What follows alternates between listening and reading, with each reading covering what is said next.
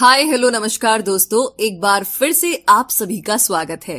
तो लेकर आ गई हूँ ऑडियो बुक समरी जो कि गीगल ग्रेट आइडियाज ग्रेट लाइफ के द्वारा बनाई गई है और यहाँ पर आप समरीज को पढ़ सकते हैं और सुन सकते हैं।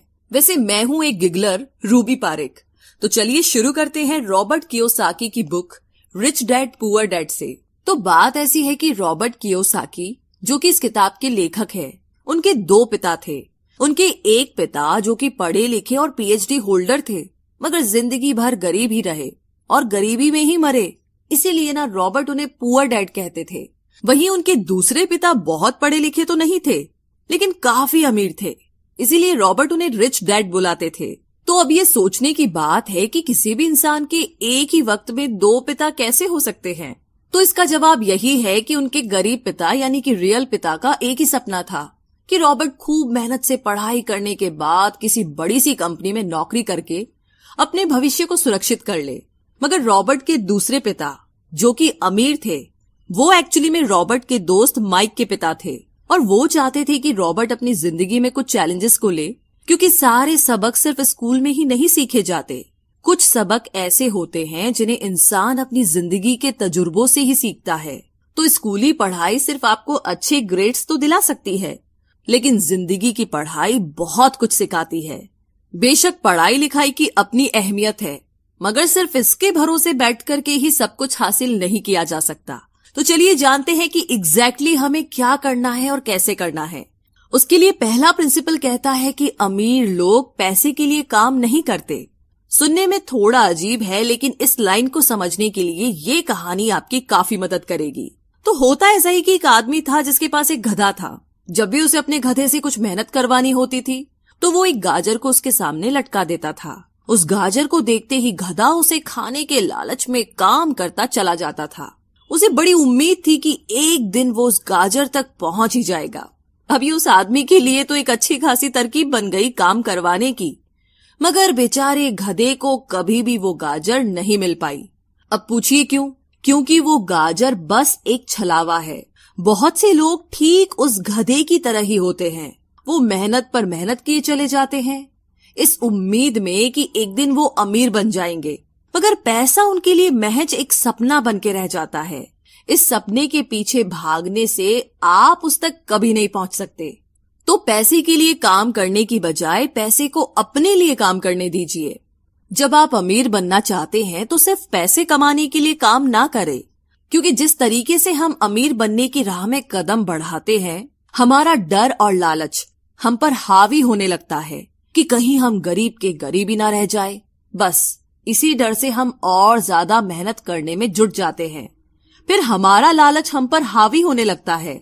हम उन सारी खूबसूरत चीजों की कल्पना करने लगते हैं जो पैसे से हासिल की जा सकती है। अब यही डर और लालच हमें ऐसे चक्कर में उलझा देता है जो कि कभी भी खत्म नहीं होता। तो हम अब और मेहनत करते हैं कि और ज्यादा कमा सके, और फिर हमारा खर्च भी उसी हिसाब से बढ़ने लगता है। तो इसी को अमीर डैड रैट रेस कहते हैं।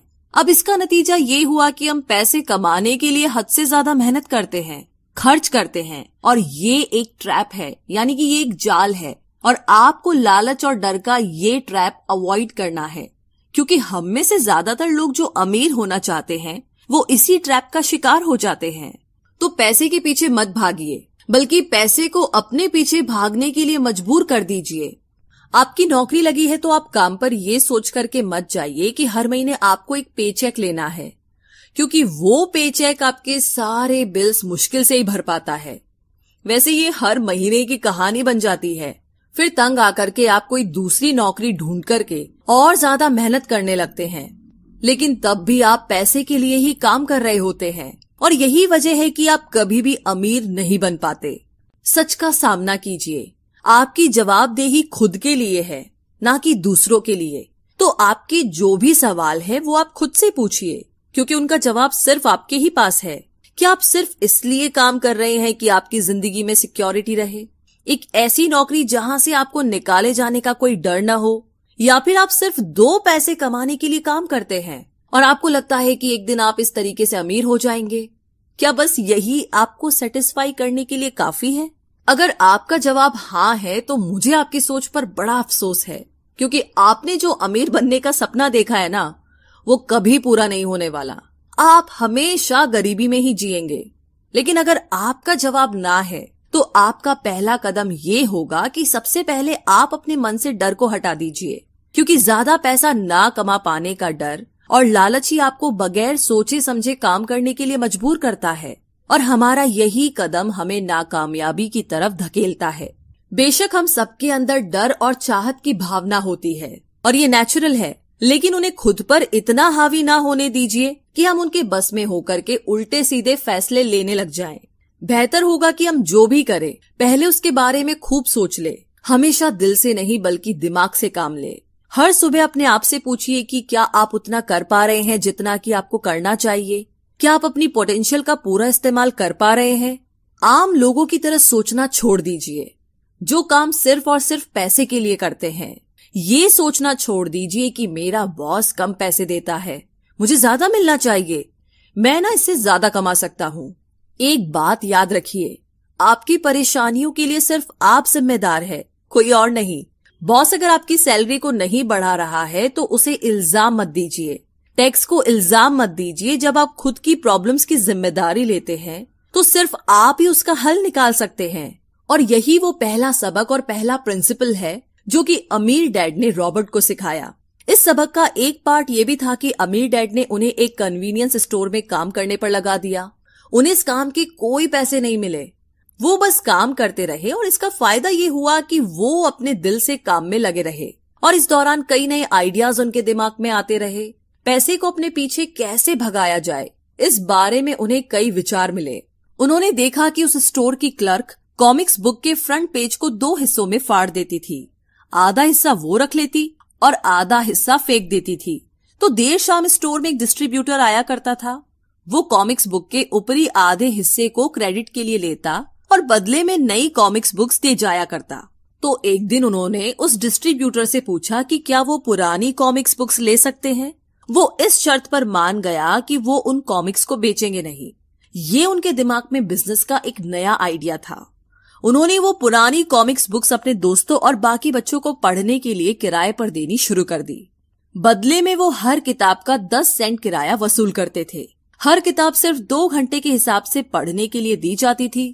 तो असल मायनों में वो उन्हें बेच नहीं रहे थे। उन्हें उस गैराज पर काम भी नहीं करना पड़ा जहां से वो कॉमिक्स किराए पर देते थे। उन्होंने माइक की बहन को काम पर रखा, जिसके लिए उसे हर हफ्ते $1 दिया जाता।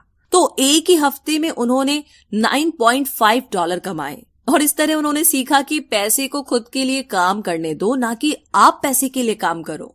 तो इसी के साथ अब आगे है दूसरा प्रिंसिपल, जो कहता है कि फाइनेंशियल लिटरेसी क्यों सिखाई जाए। कहने का मतलब ये कि 1923 यानी कि 1923 में एज वाटर बीच होटल शिकागो में एक मीटिंग हुई।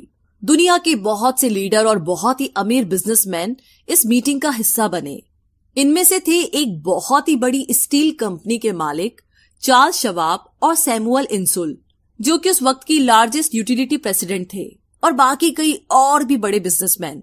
तो इस मीटिंग के 25 साल बाद इनमें से कई लोग गरीबी से मरे, कुछ ने खुदकुशी कर ली और भी कईयों ने तो अपना दिमागी संतुलन तक खो दिया था।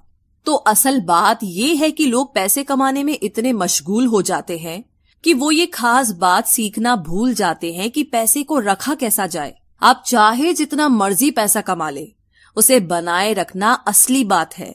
और अगर ये हुनर आपने सीख लिया तो आप किसी भी आड़े टेढ़े हालात, जो अक्सर कहा जाता है कि कोई इमरजेंसी आ गई या कोई अड़ी आ गई या कोई बुरा वक्त आ गया, तो आप उसका सामना आसानी से कर लेंगे। या हो सकता है कि अगर आप ठीक तरीके से प्लानिंग करें तो बुरा वक्त आए ही ना। वैसे लॉटरी में मिलियन जीतने वाले लोग कुछ सालों तक तो मजे से जीते हैं, मगर फिर वापस उसी पुराने हालात में पहुंच जाते हैं। तो अधिकतर लोगों के सवाल होते हैं कि अमीर कैसे बने या अमीर बनने के लिए क्या करें। इन सवालों के जवाब से अधिकतर लोगों को निराशा ही होती है, मगर इसका सही जवाब होगा कि पहले आप फाइनेंशियल लिटरेट बनना सीखें। देखिए, अगर आपको एम्पायर स्टेट बिल्डिंग खड़ी करनी है तो सबसे पहले आपको एक गहरा खड्डा खोदना पड़ेगा, फिर उसके लिए एक मजबूत नींव रखनी पड़ेगी। लेकिन अगर आपको एक छोटा सा घर बनाना हो तो एक 6 इंच कंक्रीट स्लैब डाल करके भी आपका काम चल जाएगा। मगर अफसोस तो इसी बात का है कि हम में से ज्यादातर लोग 6 इंची स्लैब पर एक एम्पायर स्टेट बिल्डिंग खड़ी करना चाहते हैं और वो ऐसा करते भी है, तो जाहिर सी बात है कि बिल्डिंग टूटेगी ही टूटेगी। गरीब डैड रॉबर्ट से बस यही चाहते थे कि वो खूब पढ़ाई करे, लेकिन अमीर डैड उसे फाइनेंशियली लिटरेट बनाना चाहते थे। ज्यादातर स्कूल सिस्टम बस घर बनाना सिखाते हैं, मजबूत फाउंडेशन नहीं। स्कूली शिक्षा और पढ़ाई की अपनी अहमियत है, मगर असल जिंदगी में यही सब कुछ नहीं है। और इसी के साथ आगे है तीसरा प्रिंसिपल, जो कि कहता है कि लायबिलिटीज और एसेट्स के बीच में फर्क समझे और हमेशा एसेट्स खरीदे। वैसे सुनने में ये बड़ी आसान सी बात लगती है ना, लेकिन यही एक नियम है जो आपको अमीर बनाने में मदद करेगा। अक्सर गरीब और मिडिल क्लास लोग लायबिलिटीज को यानी कि जिम्मेदारियों को एसेट समझ लेते हैं, यानी कि अपनी संपत्ति समझ लेते हैं। मगर अमीर जानता है कि असल में एसेट्स होते क्या है और वो वही खरीदता है। अमीर डैड किस यानी कि KISS किस प्रिंसिपल में यकीन रखते हैं, जिसका मतलब है कीप इट सिंपल स्टूपिड। उन्होंने लेखक और उसके दोस्त माइक को यही सिंपल बात सिखाई, जिसकी बदौलत वो इतनी मजबूत फाउंडेशन रखने में कामयाब रहे। इस सी की यही सिंपल बात है कि लायबिलिटीज यानी कि अपनी जिम्मेदारियों और एसेट्स यानी कि संपत्ति के बीच में फर्क को समझे और एसेट्स खरीदे। लेकिन अगर ये इतना ही सिंपल है तो हर आदमी अमीर होता है ना। मगर यहाँ पर मामला उल्टा है। ये एक्चुअली में इतना सिंपल है कि हर कोई इस बारे में सोचता तक नहीं है। लोगों को लगता है कि उन्हें लायबिलिटीज और एसेट्स के बीच में फर्क पता है, मगर उन्हें सिर्फ लिटरेसी के बारे में मालूम है, फाइनेंशियल लिटरेसी के बारे में नहीं। मतलब ये कि इनकम स्टेटमेंट को प्रॉफिट और लॉस का स्टेटमेंट मानकर चलना चाहिए। इसका सिंपल सा मतलब है कि इनकम यानी कि आपके पास कितना पैसा आया और एक्सपेंस यानी कि आपके पास से कितना पैसा खर्च हुआ। बैलेंस शीट एसेट्स और लायबिलिटीज के बीच बैलेंस बताती है। बहुत से पढ़े लिखे अकाउंटेंट्स को भी ये पता नहीं होता है कि आखिर बैलेंस शीट और इनकम स्टेटमेंट कैसे एक दूसरे से जुड़े हैं। और अगर हम इस बात को समझना चाहे तो एसेट्स वो चीजें होती है जो आपके लिए पैसे कमाने का काम करती है। मान लीजिए आप कोई घर खरीद करके उसे किराए पर देते हैं, तो उसी किराए से आप वो लोन भी चुका सकते हैं जो आपने घर खरीदने के लिए लिया था।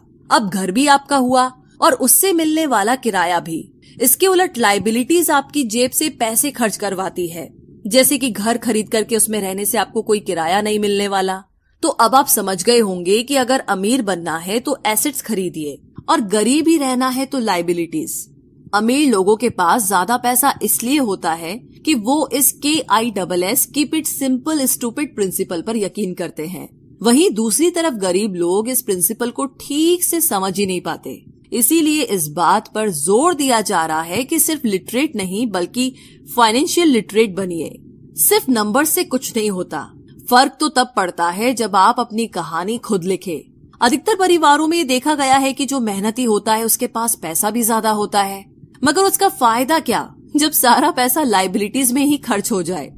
तो आइए समझते हैं कि मिडिल क्लास आदमी अपना पैसा किस तरीके से खर्च करता है, और अगर यही उनका तरीका रहता है तो सारी जिंदगी वो मिडिल क्लास ही बनकर रहेंगे, या क्या पता उससे भी नीचे चले जाए।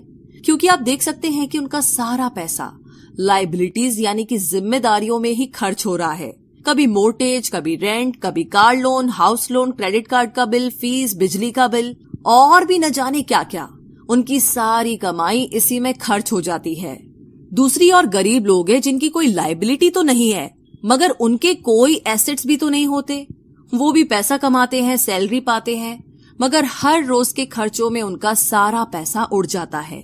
माना कि एक गरीब आदमी $1000 कमाता है, उसमें से $300 वो अपने छोटे से घर के किराए में खर्च करता है, $200 उसके आने जाने का किराया, $200 टैक्स और $200 खाने और कपड़ों में खर्च हो जाता है।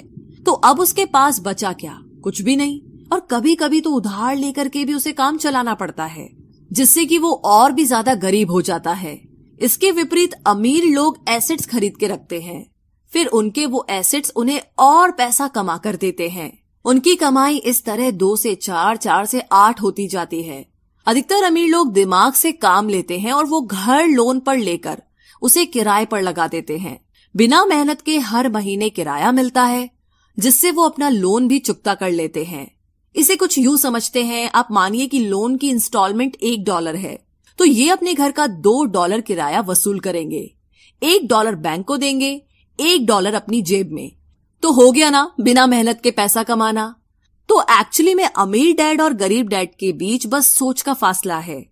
अपना पैसा कैसे खर्च करे, सिर्फ यही मुद्दे की बात है और कुछ नहीं।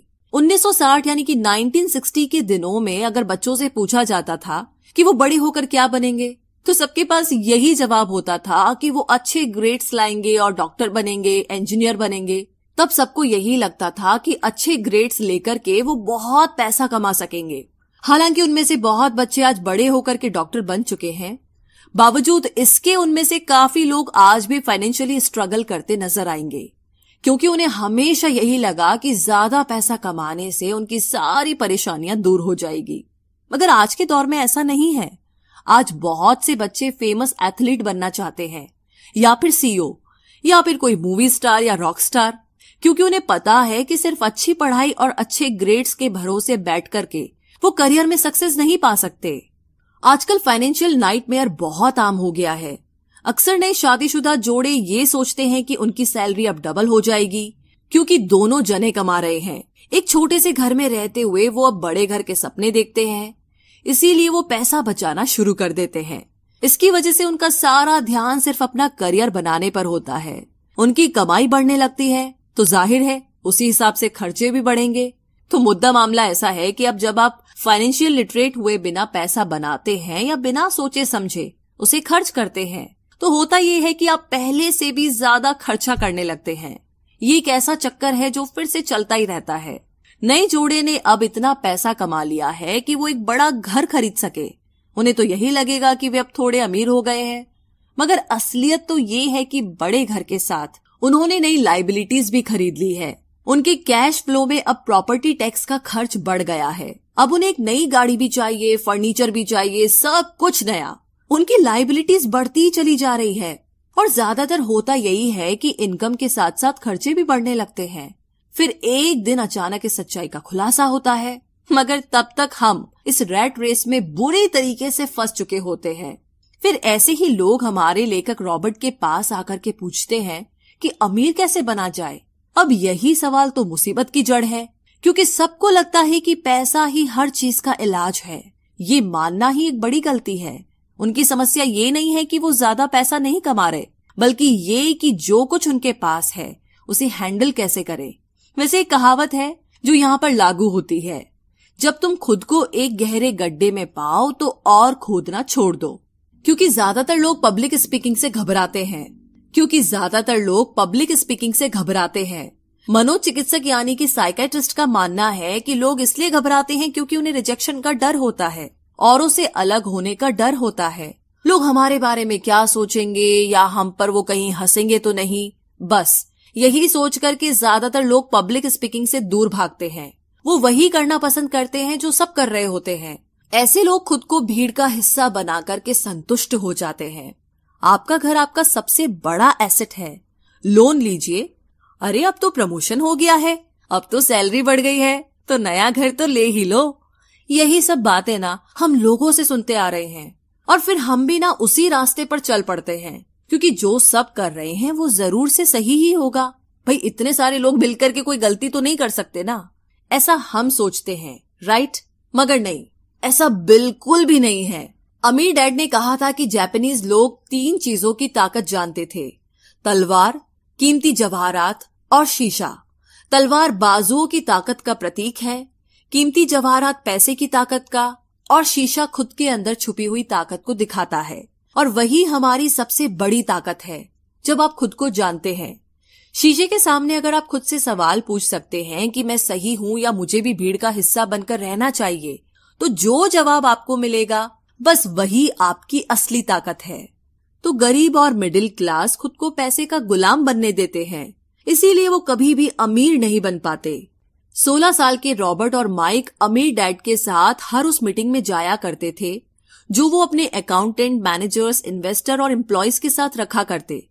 यहाँ एक ऐसे अमीर डैड देखने को मिलते हैं जो पढ़े लिखे नहीं हैं, जिन्होंने 13 साल में ही स्कूल छोड़ दिया था, मगर आज वो मीटिंग्स रखते हैं और अपने नीचे काम करने वाले पढ़े लिखे लोगों को ऑर्डर देते हैं, उन्हें बिजनेस के टिप्स समझाते हैं। एक ऐसा इंसान जो भीड़ का हिस्सा नहीं बना, जिसने रिस्क लिया और जिसने लोगों की परवाह नहीं की, जिसे ये डर नहीं था कि लोग उसके बारे में क्या सोचेंगे।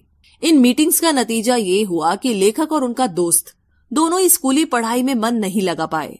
जब भी उनकी टीचर कोई काम देती थी, उन्हें रूल्स के हिसाब से करना होता था, तो उन्हें एहसास हुआ कि स्कूली पढ़ाई किस तरीके से बच्चों की प्रतिभा को निखरने नहीं देती, उसे दबा देती है, उनकी क्रिएटिविटी को मार कर उन्हें एक सांचे में ढालकर इस समाज का एक मशीनी हिस्सा भर बना देती है।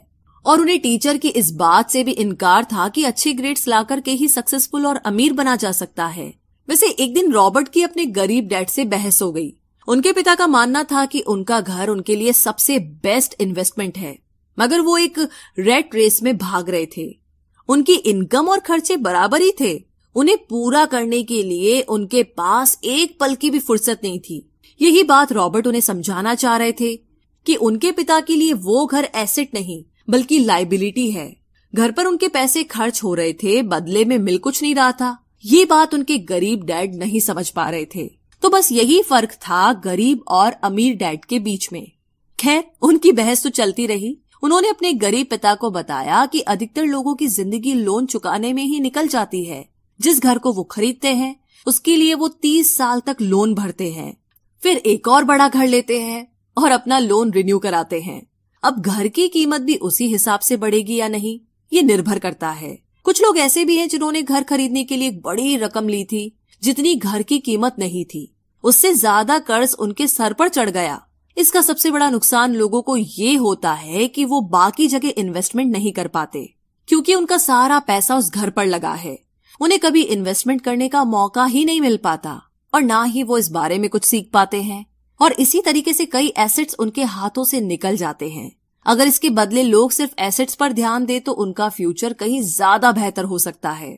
अब उदाहरण के लिए रॉबर्ट की पत्नी के पेरेंट्स एक बड़े से घर में शिफ्ट हो गए। उनका सोचना था कि अपने लिए बड़ा और नया घर लेना एक सही फैसला है, क्योंकि बाकियों की तरह उन्हें भी घर लेना एक एसेट्स लगता था। मगर वो ये जानकर के हैरान रह गए कि उस घर का प्रॉपर्टी टैक्स $1000 था। ये उनके लिए एक बहुत ही बड़ी कीमत थी, और क्योंकि वो रिटायर हो चुके थे तो इतना पैसा टैक्स के रूप में भरना उनके रिटायरमेंट बजट के बाहर था। बेशक हम ये नहीं कह रहे कि आप एक नया घर ना ले, बल्कि हम समझाना चाहते हैं कि जितने पैसे से आप एक बड़ा घर लेंगे उतने पैसे आप किसी एसेट में इन्वेस्ट करें तो बेहतर होगा।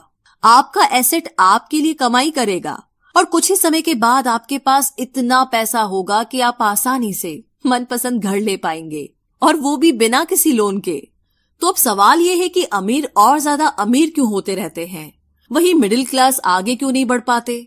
इसके पीछे भी ना एक वजह है, और कारण एकदम सिंपल है। अमीर एसेट खरीदते हैं जो कि उनका पैसा दुगना करता रहता है। उस पैसे से उनके सारे खर्चे मजे में निपट जाते हैं। और मिडिल क्लास क्या करते हैं? वो तो बस महीने की 1 तारीख का इंतजार करते हैं। जब उनकी सैलरी आए तो सारी की सारी सैलरी तो खर्चों को पूरा करने में खत्म हो जाती है। तो इन्वेस्टमेंट कहाँ से होगा?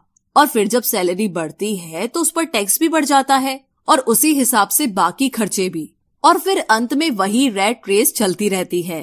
कहने का मतलब ये कि एक कर्ज में डूबा समाज जहाँ पर हम रहते हैं, मतलब ये कि अपने घर को एसेट समझना ही वो रीजन है जो कि हमें कर्ज के बोझ तले दबाती है।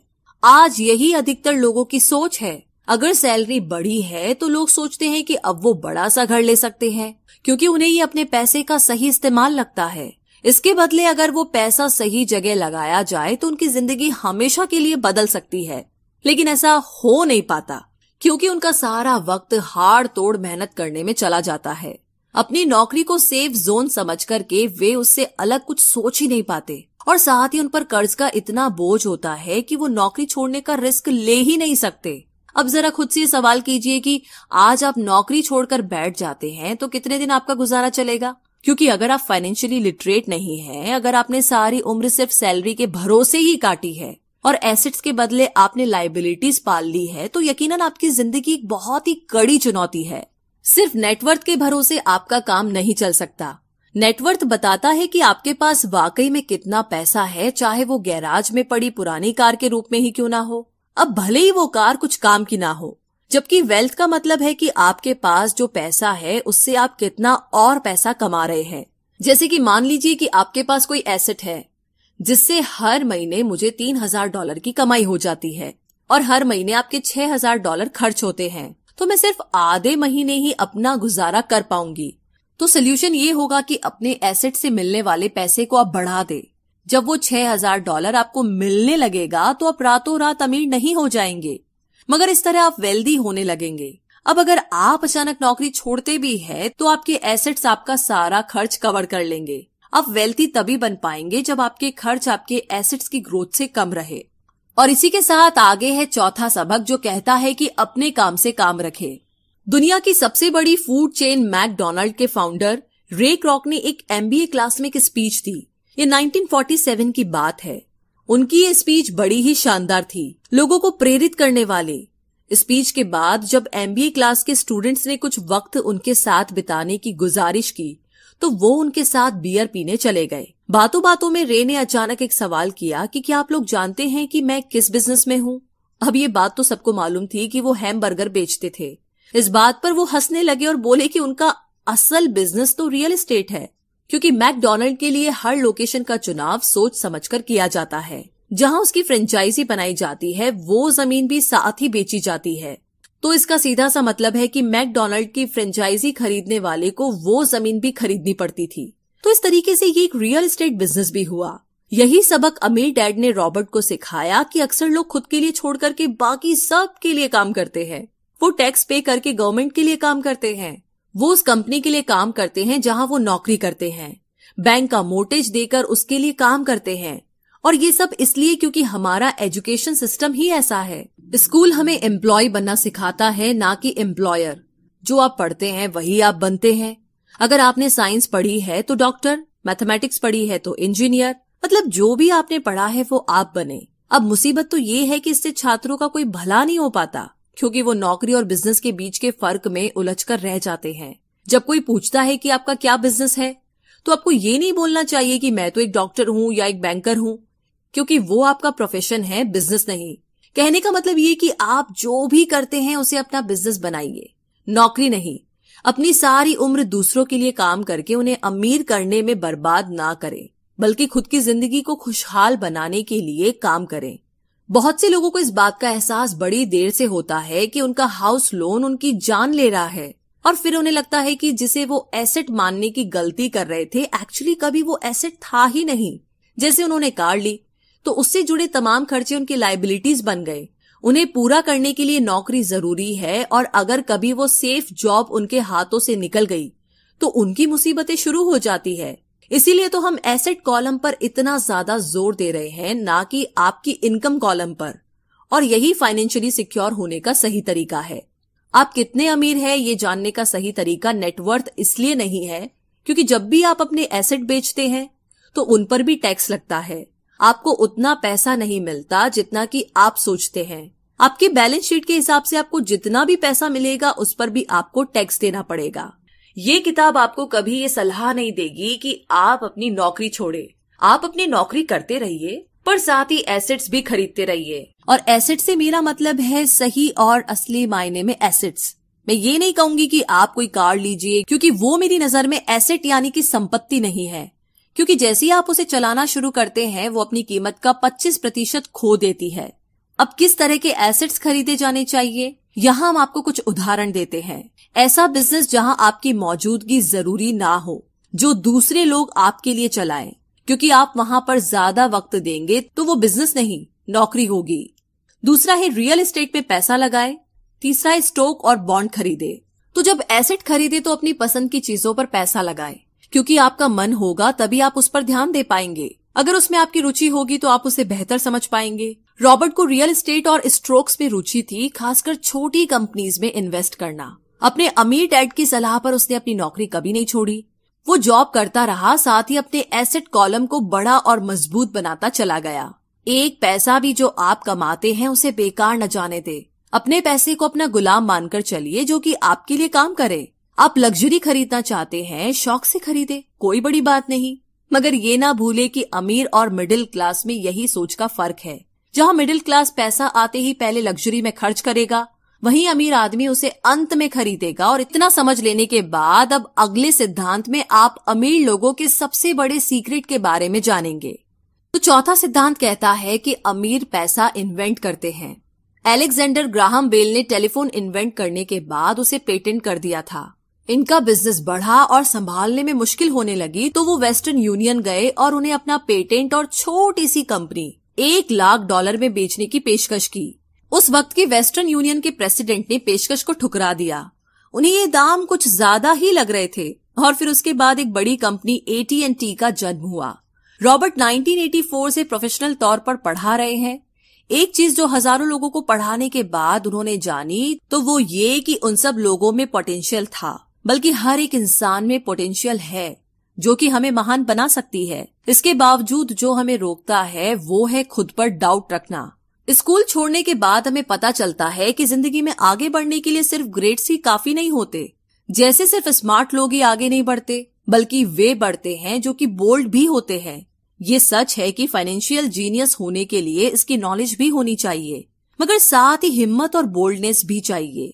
ज्यादातर लोग पैसे के मामले में कोई रिस्क नहीं लेना चाहते, मगर अमीर होने के लिए आपको रिस्क लेने ही पड़ेंगे, क्योंकि हो सकता है कि आने वाले सालों में एक नया बिल गेट्स पैदा हो या अगला अलेक्जेंडर ग्राहम बेल, और बाकी शायद दिवालिया बनकर गरीब हो जाए।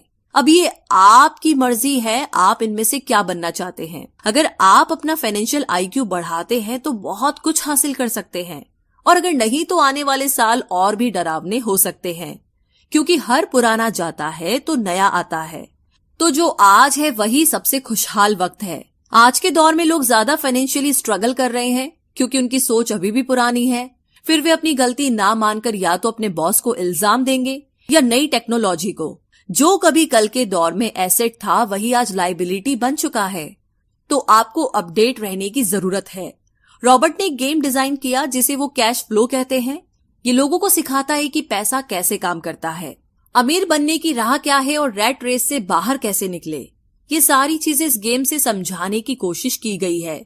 एक दिन एक औरत आई। गेम खेलने के दौरान उसने एक बोट कार्ड जीता, जिसका मतलब था कि उसने उस गेम में एक बोट जीती। वो औरत बड़ी खुश हुई, मगर जब उसे पता चला कि बोट लेने के लिए तो उसे एक बड़ी रकम टैक्स भरनी होगी, तो उसकी खुशी गायब हो गई। वो बोट उसके लिए अब एसेट नहीं बल्कि लायबिलिटी बन गई। उसे पता चला कि ऐसे तो ये बोट उसकी जान ही ले लेगी।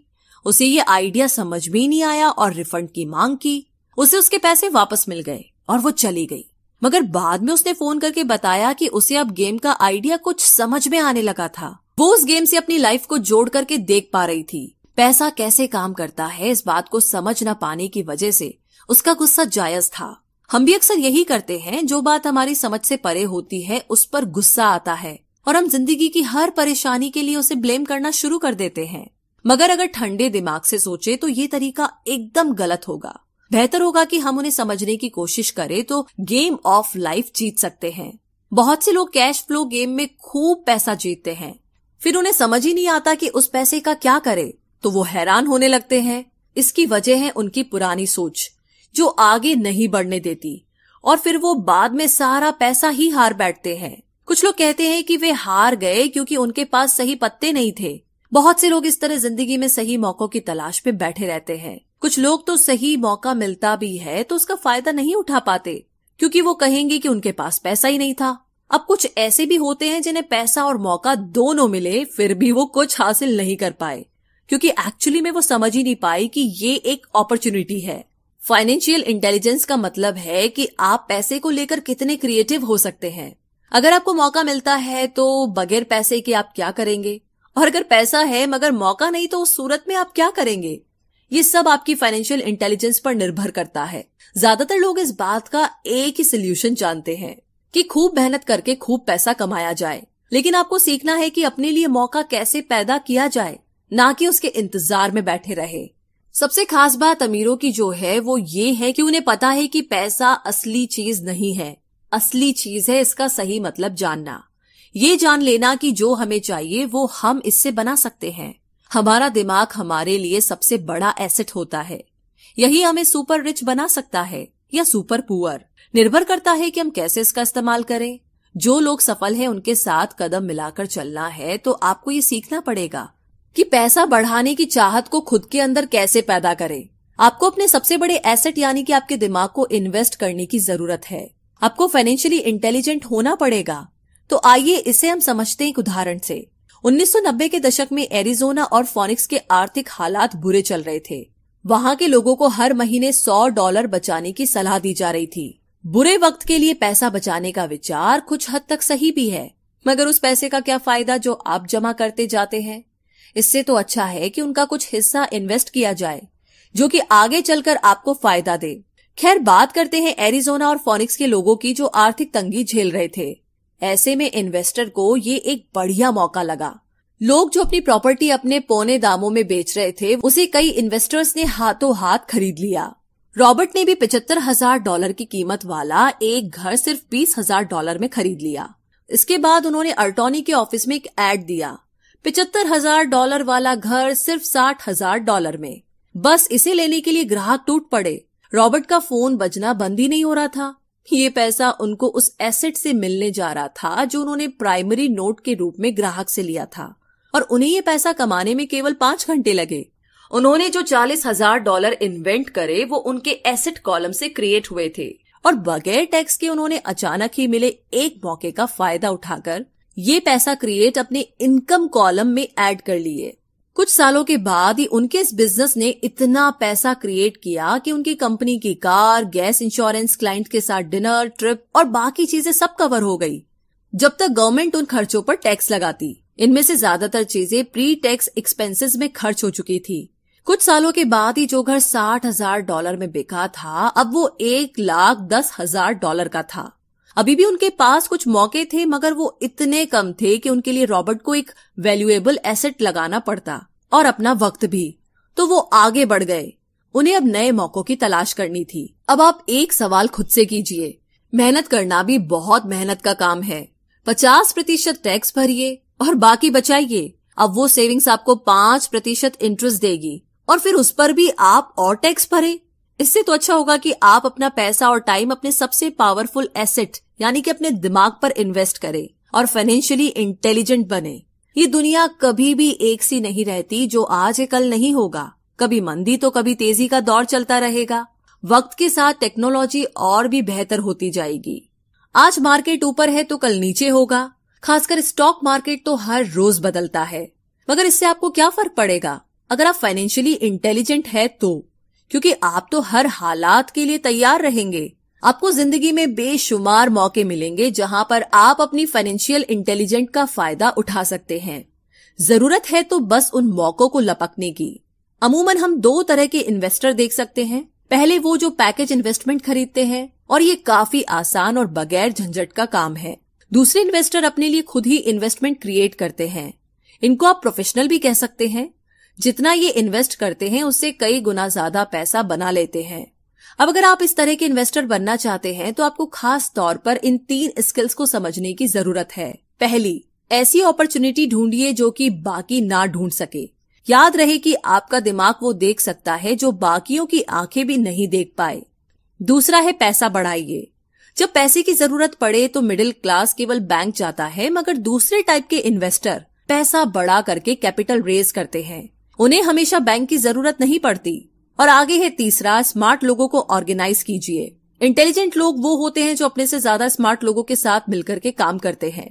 इसीलिए इन्वेस्ट करने से पहले अपने इन्वेस्टमेंट एडवाइजर को चुनें। मुझे मालूम है कि ये सब आपके लिए कुछ ज्यादा है, मगर इसके रिवॉर्ड्स तो बड़े ही शानदार है। जिंदगी में रिस्क बहुत है, लेकिन उन्हें हैंडल करना सीख करके ही आप अमीर बन पाएंगे। और इसी के साथ आगे है 5वां प्रिंसिपल, सीखने के लिए काम करे, पैसे के लिए नहीं। तो बात ऐसी है कि एक बार एक जर्नलिस्ट ने रॉबर्ट का इंटरव्यू लिया था। रॉबर्ट उसके आर्टिकल पहले भी पढ़ चुके थे और उस जर्नलिस्ट के लिखने की स्टाइल से बहुत ही प्रभावित थे।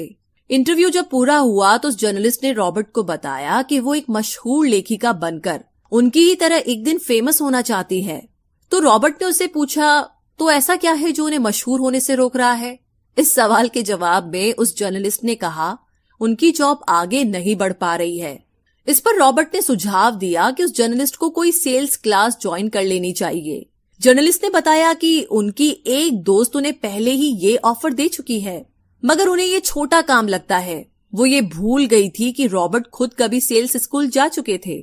तो इस बात का पॉइंट ये है कि अगर आपके पास कोई टैलेंट है जिसके दम पर आप कुछ पैसा कमाना चाहते हैं, तो आपका टैलेंट काफी नहीं होगा, क्योंकि उस टैलेंट को कैसे भुनाया जाए जब तक आप ये बात नहीं जानते, आपका टैलेंट यूं ही बेकार है।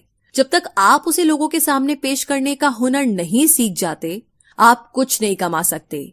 तो बेचने की कला सीखने में कोई शर्म की बात नहीं है। किसी भी सेल्समैन को इसके लिए शर्मिंदा नहीं होना चाहिए। एक जो सबसे बड़ा फर्क अमीर डैड और गरीब डैड के बीच में था, वो ये कि गरीब डैड हमेशा नौकरी की चिंता करते थे कि जॉब हमेशा सिक्योर रहे, क्योंकि एक सेफ जॉब ही उनके लिए सब कुछ थी। जबकि अमीर डैड हमेशा सिर्फ और सिर्फ कुछ सीखने पर जोर देते थे। अमीर बनने के लिए आपको बहुत कुछ सीखना पड़ेगा। इसके अलग पहलू को देखें तो स्कूल हमें रिवॉर्ड करते हैं किसी एक ही खास चीज में महारत के लिए। इसका एक उदाहरण देखिए, जब डॉक्टर मास्टर की डिग्री लेते हैं तो उसके बाद किसी एक स्पेशल फील्ड में डॉक्टरेट करते हैं, जैसे कि पीडियाट्रिक या कुछ और। मतलब एक छोटे से विषय पर उन्हें बहुत पढ़ना पड़ता है उस फील्ड में महारत के लिए, और यही उनका रिवॉर्ड होता है। ऐसे ही बहुत कुछ जानने के लिए जो थोड़ा बहुत आप सीखते हैं, वो नॉलेज तभी आएगी जब आप अलग अलग कंपनीज के लिए काम करेंगे, दुनिया की अलग अलग चीजों को जानेंगे, चीजें कैसे काम करती है, ये सभी बातें अनुभव करेंगे, तभी आपकी नॉलेज बढ़ेगी। शायद यही वजह थी कि अमीर डैड छोटे रॉबर्ट और माइक को अपने साथ लेकर जाते थे जब वे अपने डॉक्टर, अकाउंटेंट्स, लॉयर या किसी प्रोफेशनल से मिलने जाते। जब रॉबर्ट ने मैरीन कॉर्प्स ज्वाइन करने के लिए अपनी हाई पेइंग जॉब छोड़ी, तो उसके गरीब मगर पढ़े लिखे पिता समझ नहीं पा रहे थे कि रॉबर्ट ने ऐसी शानदार नौकरी क्यों छोड़ी। वे एक अलग तरह से इस फैसले से सख्त निराश हुए। रॉबर्ट ने उन्हें समझाने की हर मुमकिन कोशिश की कि उनका ऐसा करना क्यों जरूरी था, मगर उन्हें तो ये बात हजम ही नहीं हो रही थी। रॉबर्ट ने उन्हें कहा कि वो सीखना चाहते हैं कि खुले आसमान में कैसे उड़े। उन्हें जानना था कि वर्कर्स की टीम को कैसे हैंडल किया जाए। किसी भी कंपनी को अपने बलबूते पर चलाना कितना मुश्किल काम है। रॉबर्ट ये सब सीखना चाहते थे। वियतनाम से लौटने के बाद रॉबर्ट ने अपनी जॉब से रिजाइन कर दिया और जेरोक्स कॉर्प्स को ज्वाइन कर लिया। उन्हें ये नौकरी किसी फायदे के लिए नहीं चाहिए थी। वो इतने शर्मीले थे कि किसी को कुछ भी बेचने के ख्याल से ही उन्हें पसीना आ जाता। अपनी इसी कमी को दूर करने के लिए उन्होंने जेरोक्स के सेल्स ट्रेनिंग प्रोग्राम की शिक्षा ली। इसके बाद रॉबर्ट ने खुद अपनी कंपनी की शुरुआत की और अपना पहला शिपमेंट भेजा। वे अगर इसमें नाकामयाब रहते तो पक्का दिवालिया हो जाते, लेकिन उन्होंने ये रिस्क लिया और अपने अमीर डैड की सीख को याद रखा कि बेशक आप 30 की उम्र से पहले दिवालिया होने का रिस्क ले सकते हो, क्योंकि इस उम्र में आपको रिकवर होने का मौका भी मिल जाता है। ज्यादातर एम्प्लॉय अपने वर्कर्स को इतना तो पे करते हैं कि वो काम छोड़कर ना जाए, और ज्यादातर वर्कर भी जी फाड़ करके इसलिए मेहनत करते हैं कि वे काम से निकाले ना जाए। इसीलिए तो उन्हें सिर्फ अपनी सैलरी और कंपनी से मिलने वाले फायदों से ही मतलब होता है। इस सोच के साथ उनके कुछ साल तो बढ़िया गुजरते हैं, मगर ये लंबे समय तक काम नहीं करता। तो क्यों ना आप वो सब कुछ अभी सीखें जो आप सीखना चाहते हैं, इससे पहले कि आप कोई एक खास प्रोफेशन अपने लिए चुने। क्योंकि अगर एक बार आपने अपना प्रोफेशन चुन लिया तो आप हमेशा के लिए उसी में बंधकर रह जाएंगे। तो दोस्तों, इसी के साथ ये समरी यहीं पर समाप्त होती है। आप रिव्यू सेक्शन में लिख करके हमें बता सकते हैं कि आपको ये समरी कैसी लगी।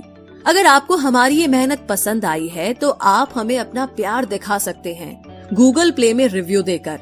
तो इसी तरीके से गीगल को सुनते रहिए। जय हिंद।